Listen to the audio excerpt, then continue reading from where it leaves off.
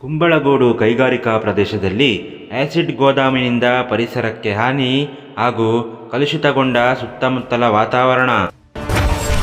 ಕುಂದನ್ ಸಿಂಗ್ ಎಂಬ ವ್ಯಕ್ತಿಯಿಂದ ಕಾನೂನುಬಾಹಿರವಾಗಿ ಆಸಿಡ್ ಸಂಗ್ರಹಿಸಿಕೊಂಡು ಅವೈಜ್ಞಾನಿಕವಾಗಿ ಬ್ಯಾರೆಲ್ಗಳಿಗೆ ತುಂಬಿಸಿ ವ್ಯಾಪಾರಿಗಳಿಗೆ ಮಾರಾಟ.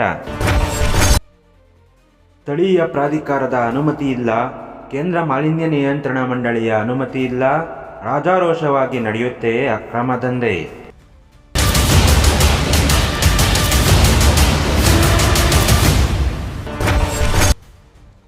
ಅಕ್ರಮ ಚಟುವಟಿಕೆಗಳಿಂದ ಪರಿಸರಕ್ಕೆ ಹಾಗೂ ಸುತ್ತಮುತ್ತಲಿನ ಜನರ ಆರೋಗ್ಯದ ಮೇಲೆ ಪರಿಣಾಮ, ವಾತಾವರಣಕ್ಕೆ ಹಾನಿಕರ ಮಾಲಿನ್ಯಕಾರಕಗಳು ಬಿಡುಗಡೆಯಾಗುತ್ತಿವೆ.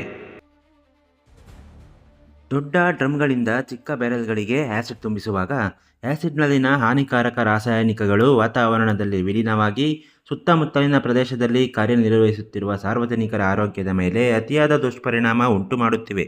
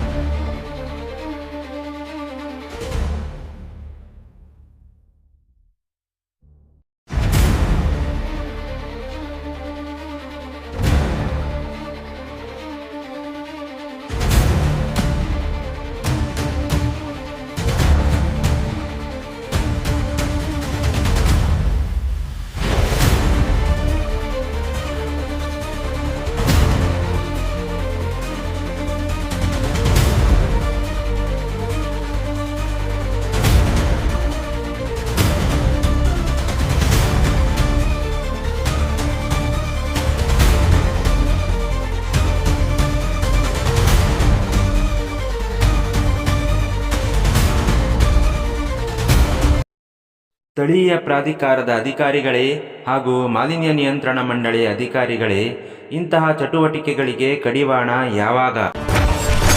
ಪರಿಸರ ಸಂರಕ್ಷಣೆ ಮಾಡಲು ಪ್ರತಿಯೊಬ್ಬರ ಜವಾಬ್ದಾರಿಯನ್ನು ಅರ್ಥೈಸುವುದು ಯಾವಾಗ?